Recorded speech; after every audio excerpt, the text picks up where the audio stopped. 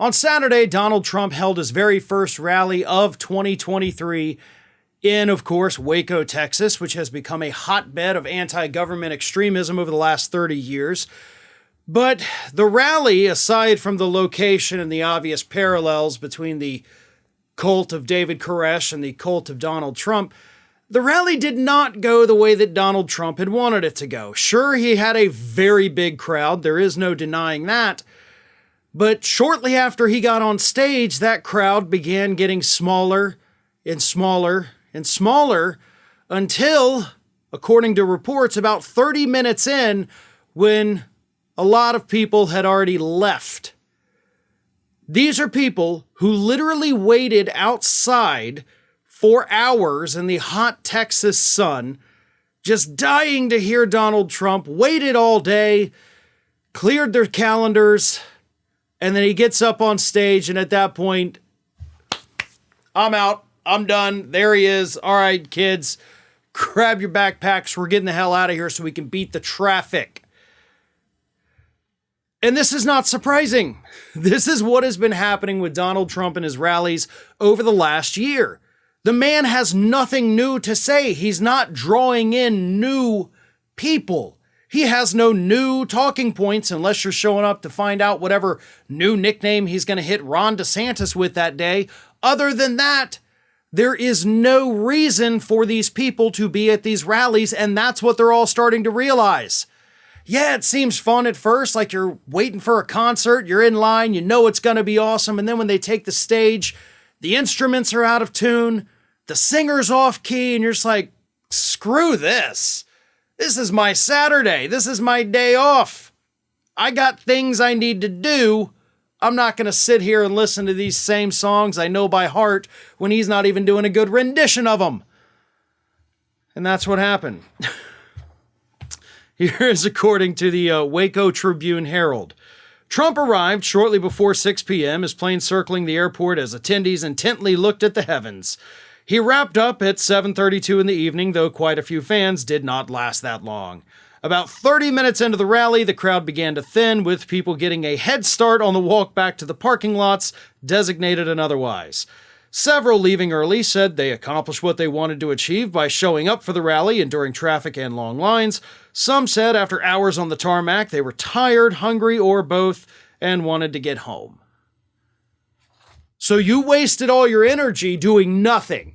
Like, it was more energy expensive for you to do nothing than to have to watch Donald Trump. And you were willing to expend that energy doing nothing other than standing there.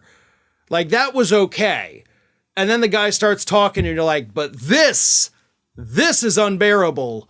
I know this is what I came here for, but my God, this is awful. So what does this mean for Donald Trump? Well, I think it's very clear what it means. One, he is not bringing in any new people. He already proved, technically proved twice, you really can't win an election with only the MAGA hat wearing idiots out there in America. It simply doesn't exist. They're not out there in large enough numbers. Two, the few people that do still like him, they're bored with him. They're just going back to it because it's what's familiar. And then as soon as they start hearing it, they're like, yeah, I'm not into this today. So these people are still going to vote for him. Don't get me wrong. Absolutely. But they're not going to be energetic about it. They're not going to be enthusiastic about it. In fact, a lot of them may wake up on election day and say, you know what? I just don't have the energy to do it, because he's not energizing these people. Donald Trump's one key to success with his campaigns, getting out there and energizing people with these rallies, that power is gone. And without that power, that man stands no chance at all of winning a general election. One of today's video sponsors is Private Internet Access VPN. Right now, they have an amazing offer for our Ring of Fire viewers. Go to piavpn.com/Ring of Fire and you can get 83% off for 3-year plans plus 4 months free. A VPN is a virtual private network that shields your information from unwanted parties on the internet. Think of it like a Halloween costume. It's still you, but no one can see that unless you let them. Using a VPN will shield your IP address, your browsing history, and other personal data from those who would use it maliciously, and from companies that want to track your every move. It also provides an incredible layer of protection when using public Wi-Fi like in an airport or a coffee shop. If you're using these connections without a VPN, your data could be vulnerable to all sorts of threats that VPNs do a great job of minimizing, or in some cases, outright eliminating. Private internet access has 50 servers in 50 US states. Need to look like you're surfing the web from Oklahoma? We got an IP for that. Do you need to visit a website that can only be accessed within Alaska's borders? Got an IP address for that too. With IP addresses available in all 50 states, you're going to avoid sporting event blackouts if your state's local network opts out of the rights to televise the game. You're going to be able to access local websites which are blocked outside of state borders, including local news stations and online banking details.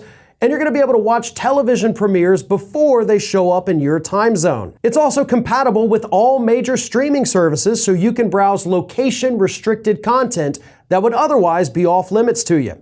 So go to piavpn.com/ringofire and take advantage of the special offer. Get 83% off for the 3-year plans, and that brings it all down to $2.03 a month. And you also get 4 months of VPN protection for free. Plus, signing up for private internet access is risk-free. There's a 30-day money-back guarantee, and their highly skilled customer support team of experts is available 24/7. So make sure to subscribe today.